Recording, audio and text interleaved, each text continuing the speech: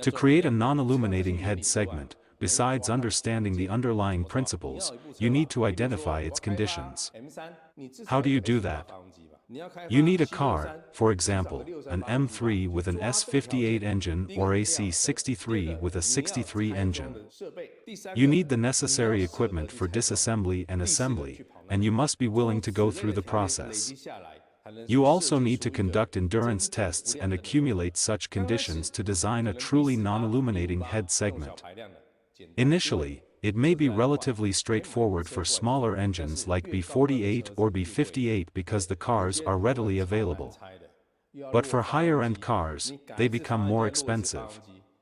Some head segments are extremely difficult to disassemble, and you need to remove the engine each time you modify the design. If the car is yours, would you be willing to have it disassembled?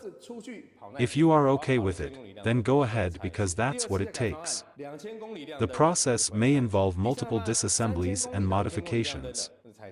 Once the head segment is installed with the first solution, the car goes for endurance testing.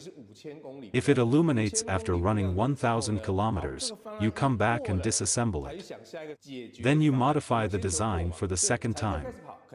If it illuminates after running 2,000 kilometers, you disassemble it again.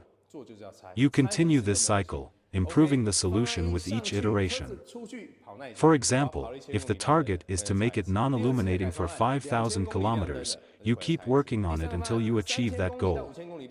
Once the solution passes the 5,000 kilometer mark, you move on to the next optimization solution.